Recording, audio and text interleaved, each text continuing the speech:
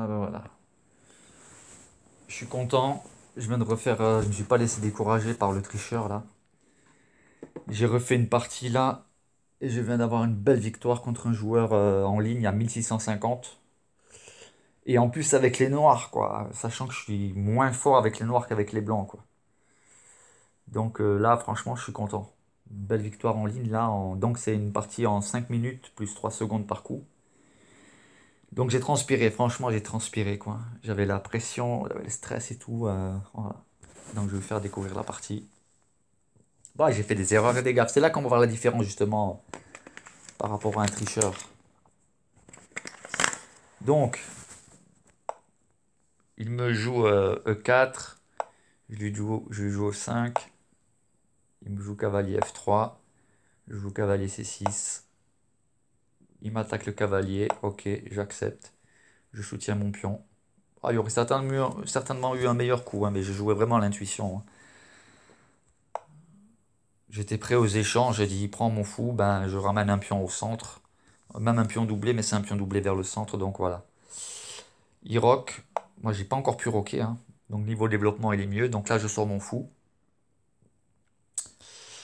Euh, voilà. Il met sa tour au centre. Il applique des principes échiquéens, hein. Bien. Je sors mon deuxième cavalier. Il sort son deuxième cavalier. Et là, je le force à prendre une décision par rapport à son fou, hein. Il prend mon cavalier ou alors il bouge. Il prend mon cavalier. Ok. Il y a eu des moments chauds, vous allez voir, hein. Notamment là. Là, j'étais assez embêté. Je ne savais pas trop quoi faire. Donc là, je m'en pose pour vous éviter les bruits de la vaporette, hein, parce que ça donne ça, hein. Ça fait un peu Dark Vador, quoi. Donc là, quand il descend avec son pion là, j'hésite. Finalement, je décide de pas bouger mon fou et de ne pas prendre son pion. Mais je me dis, je veux accentuer sur le développement. Adviendra ce qui adviendra. Alors, bah, du coup, bah oui, je vais perdre un pion. Il me prend un pion, je reprends. Il me prend la dame. Heureusement que voilà, je peux reprendre avec la tour, mais voilà, il me prend un pion. Donc là, j'ai perdu un pion. Il a l'avantage d'un pion. C'est marqué en haut, hein, si vous regardez, il y a marqué +1. Il s'appelle Ibrahim El Gmal. Ouais. Donc il y a +1 pour lui, là, à ce moment-là. Donc moi, je reste dans ma logique. Bon, ok, j'ai perdu un pion, ça m'empêche pas de rocker. Je rock. Là, il me prend mon fou. Ok, je me retrouve avec des pions doublés sur la colonne C. Là, c'est pas très bon. Positionnellement, c'est pas génial, quoi. Mais bon, je me dis, j'ai pas le choix, je vais faire avec, hein. Là, maintenant, il attaque mon cavalier. Donc, il est assez agressif, hein, il a un jeu assez agressif. Il attaque mon cavalier. Et là, je me dis, j'ai peut-être un moyen de ramener éventuellement un pion au centre en mettant mon cavalier ici. Il prend mon cavalier, je reprends, je ramène un pion au centre que je peux soutenir ensuite par, euh, par C6. Donc, ça ramènerait un pion en D5, ensuite soutenu par C6. C'est ce que je pense à ce moment-là. Mais lui, non. Voilà, il ne me prend pas le cavalier. Il vient avec son cavalier au centre. Là, je me dis, bon, je vais taper dans l'échange. J'attaque son pion. Il prend, je reprends avec le fou. Mon fou qui est protégé par ma tour. S'il me prend le fou, ben, je reprends avec la tour. Et lui, il descend son pion. Et là, ça devient chaud. Ça devient chaud parce que son pion sera soutenu par la tour derrière. Il peut encore ramener des pions sur la colonne F. Voilà, c'est un pion passé là, hein. Bon, pour l'instant, je lui bloque la route avec mon fou. Mais voilà, ça va être chaud. Franchement, vous allez voir, ça va être chaud. Donc moi, je décide d'attaquer son cavalier. Le jeu qui bouge. Et là, il vient attaquer mon fou pour dégager la voie pour une promotion. Et là, je prends la décision de lui prendre le cavalier. Prends mon fou, je prends ton cavalier. De toute façon, voilà. Sauf que son fou, je peux le reprendre quand il va. Ouais, son fou qui va prendre mon fou, je peux le reprendre avec mon cavalier. Et donc je lui bloque toujours la route. Voilà ce que j'ai calculé. Il me prend, ok, je reprends. Il prend le pion. Et là, boum! Principe échiquien, tour sur la septième rangée. Enfin, c'est la septième rangée pour moi, c'est la deuxième pour lui, quoi. Mais bon, voilà. La rangée critique. Principe échiquien. Alors, il y a quand même toujours sa menace là de son pion là central. Mon cavalier est un peu bloqué parce que son rôle là maintenant, ça va être de bloquer cette descente de pion.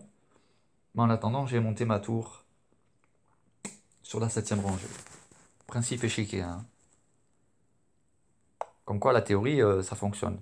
Lui, il se fait une porte de sortie parce qu'il voit le coup venir, hein. Je compte faire un doublage de tour et j'avais visé un éventuel mat du couloir. On revient en arrière, hein. Voilà, imaginons qu'il bouge, je sais pas moi, qu'il bouge sa tour. Voilà. Bah, s'il met sa tour devant la mienne, ben, je prends, ça fait, ça fait, je lui prends sa tour, échec et mat. Enfin, échec, il ramène sa tour qui est sur la colonne E et puis je lui prends la tour, il échec et mat. Si il ramène sa tour qui est en E4, qui la ramène en E1, dans ce cas-là, je lui prends le pion qui est en C2. Donc voilà, c'est ce que j'avais calculé, hein. Donc là, ma tour, elle est bien placée, quoi. Donc c'est pour ça qu'il se donne cette porte de sortie, quoi. Bah, je double quand même ma tour, avec l'idée quand même de placer, de faire un échange, donc échec, et d'avoir ma tour là-haut, quoi. Alors lui, il ramène sa tour pour protéger son pion, qui est sur la colonne C, mais moi, boum, je vais faire le ménage. Parce que j'ai fait le calcul que là, je me retrouve avec... Alors certes, il a un pion passé, qui est bloqué pour l'instant par mon cavalier, mais sur le plan matériel, je me retrouve avec une tour, 5 pions et un cavalier. Lui, il a une tour et 7 pions. Donc du coup, là, c'est moi qui ai l'avantage d'un point. J'ai inversé la tendance. Là, boum, échec. Et là, il ramène sa tour. Ah, là, je dis, ah, là c'est bien. Là, c'est bon pour moi parce que je vais me retrouver. Alors, ça va être serré parce qu'il va falloir bien jouer avec les pions. Il va pas falloir que je me plante. Ça va être chaud. Mais là, sans hésiter, je prends sa tour. Il prend parce que là, je me dis sur le plan matériel, là, j'ai toujours plus un. Alors, c'est pas énorme, mais j'ai quand même une pièce mineure. Donc, avec une mobilité beaucoup plus étendue que son roi avec ses pions. Donc là, je joue ce coup-là pour... bah, mon roi, il est bloqué là, je reviens en arrière. Là, mon roi, je peux pas attaquer le pion blanc, on est d'accord. Donc je me fais une porte de sortie pour venir avec mon roi attaquer son pion blanc. Son pion qui est sur E6. Donc lui, il essaie de rapatrier le roi, mais le calcul, il est mauvais, il ne pourra pas venir sauver son pion. Voilà. Donc il tente des manœuvres sur les colonnes A et B, mais je pense que j'ai les moyens de tenir le choc, quoi. Donc déjà, je fais le ménage de ce côté-là. Et là, je ramène mon cavalier au centre. Donc s'il descend son pion pour attaquer, s'il descend son pion en C4 pour attaquer mon cavalier, je lui prends le pion qui est en B4. Donc il perdrait encore un pion. Donc il va être un peu paralysé, quoi. Donc mon but, c'est de lui barrer la route. C'est pour ça que je trouve que c'était vraiment une partie vraiment intéressante. Surtout en rapide, là. Donc lui, voilà, il se dit, il y a trois pions du côté bah, sur les colonnes H, F, G, H, quoi. Et puis moi, j'en ai que deux. Voilà. Mais bon, j'ai mon cavalier au centre qui va être un bon gardien, on va dire.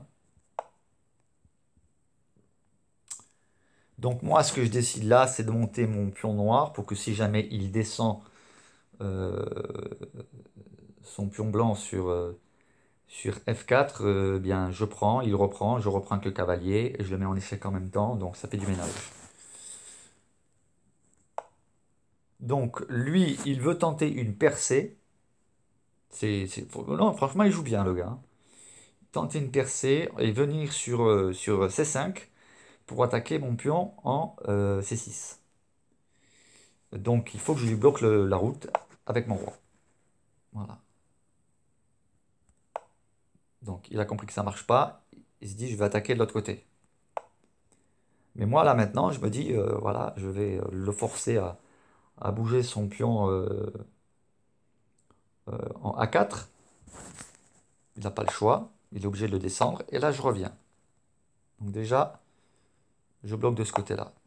Il ramène son roi. Et là, ça va être un peu le jeu du chat de la souris. Donc moi, mon roi, pour l'instant, je ne peux pas le bouger. Donc il va falloir que je joue des coups. Voilà, des petits coups. Il ne faut pas que j'avance de deux coups. De deux cases, je veux dire. Mais voilà, des petits coups, ça va être à celui qui va être le plus fin. Là, il part sur le côté. Et je me dis, il ne peut pas venir en B5 à cause de mon pion qui est en A6. Il ne peut pas venir en C5 à cause de mon roi. Il peut éventuellement tenter une descente de son pion B4, mais ça sera un échange de pions tout simplement. Et ça pourrait éventuellement lui faire une percée sur la colonne A, mais j'ai vu qu'il ne sait pas ce que je veux faire avec mon cavalier, donc moi je me dis je vais tenter quelque chose, une fourchette. Donc je vais le mettre échec et attaquer avec l'idée, enfin non c'est pas une fourchette, c'est échec avec l'idée ensuite d'attaquer son pion qui se trouve sur la colonne H, donc en AH2. Voilà le plan que j'ai en tête. Donc échec. Donc lui, il prend la décision de se rapatrier sur l'aile où je veux attaquer. Je continue. Je me dis là, il perd soit H2, soit G3. Il perd l'un des deux. Il peut pas les sauver tous les deux. Mais il va bien se débrouiller, franchement. Voilà. Lui, il se dit, je vais attaquer alors. Je me dis que là, il vise mon pion en H6 pour se frayer ensuite un chemin. Donc moi, je vais déjà commencer par lui prendre ce pion-là. Et je me lasse aussi un autre pion, qui est le pion en F3. Donc lui, il vise l'échange et il va tenter une percée de son pion qui actuellement est en G3, qui va se retrouver donc du coup en F4 et il va tenter de l'accompagner à promotion. C'est l'idée qu'il a. Donc je prends, il prend. Et là, moi, je me dis, ben, j'ai une possibilité de chercher à une diversion, lui mettre la pression avec la nationale, c'est pas une autoroute, mais c'est une nationale qui est ouverte sur la colonne H. Mais on va voir il va bien se débrouiller. Parce que du coup, il attaque mon cavalier. Donc, il attaque mon cavalier. Ok. Alors, je pourrais me dire que je peux protéger mon cavalier avec mon pion. Mais j'opte plutôt pour échec. Avec un contrôle sur la case de descente, j'étais prêt là, vu la position, à sacrifier mon cavalier si jamais il venait qu'à descendre son pion. Mais là, vous voyez, il est embêté. Son roi ne peut pas aller sur G5 à cause de mon pion qui est en H6. Il ne peut pas aller sur G4 à cause du contrôle du cavalier sur cette case. Donc, il décide d'aller sur G3. Ok. À ce moment-là, moi, je me dis, j'attaque le pion qui est en F4. Prends mon pion qui est sur la colonne H et je prends ton pion qui est sur la colonne F. Il est donc obligé de protéger son pion ou de le faire descendre. Je me dis, ok, pour l'instant, s'il descend son pion en, en F6, je capture avec le cavalier, hein, je me casse pas la tête, hein. Donc à ce moment-là, moi je viens avec le roi justement pour que si je prends s'il descend avec son pion, je le prends avec le cavalier et je ne perds pas mon cavalier. Et lui, qu'est-ce qu'il fait? Bien joué, il attaque mon cavalier. Obligé de dégager mon cavalier. Ah! Et là, je vais jouer un coup un peu risqué. J'éloigne mon cavalier pour un pion. Et là, c'est chaud. À un moment donné, je me dis, ouh, est-ce que j'ai pas fait une erreur? Parce que là, maintenant, je lui ai ouvert la voie pour la descente en promotion. Je ne peux plus ramener mon cavalier en D5, parce qu'il serait capturé par son pion qui est en C4. Mais je vais trouver la solution, vous allez voir. Et effectivement, lui, il se dit, c'est bon, là, je descends. Et moi, je pense à ce coup-là, donc, avec l'idée, regardez bien, je me suis dit, ce qu'il faut, c'est que je contrôle la case de promotion. La case de promotion, pour la contrôler, il faut que mon cavalier soit en E6. Donc, je me dis, vas-y, descends ton pion, au prochain coup, je te fais échec. Et c'est ce qu'il fait. Il tombe dans le panneau. Et là, je me dis, bouf, c'est bon, je sauve les meubles.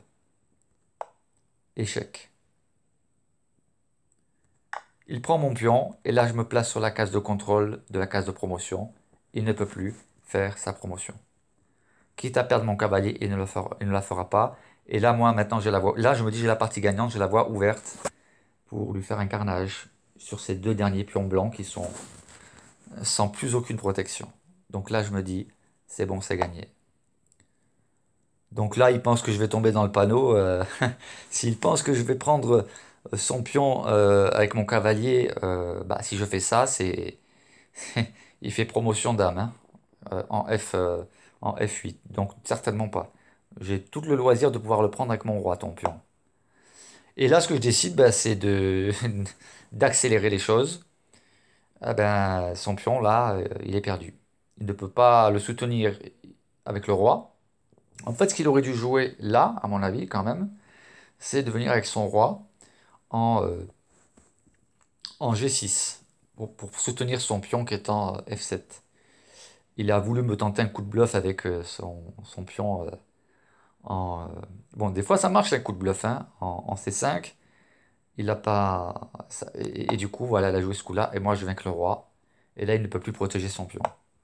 Donc, il se dit, maintenant, je vais essayer de faire le... Mais bon, voilà, je vais faire le contour pour essayer de rapatrier vers ses pions. Mais c'est mort, quoi. Voilà, je lui prends. Déjà, sa promotion, c'est cuit. Et là, c'est mort. Voilà. Là, je sais que j'ai partie gagnante. Il aurait pu abandonner. Et ben, enfin, voilà, il a abandonné, en fait. Hein. J'ai même pas pu aller jusqu'à mat. J'aurais bien aimé. Mais il a abandonné. Il a eu raison, hein, parce que là, c'est cuit, c'est mort. Hein. Là, j'ai trois pions. Je mets cavalier. Je ramène. Ouais, je mets cavalier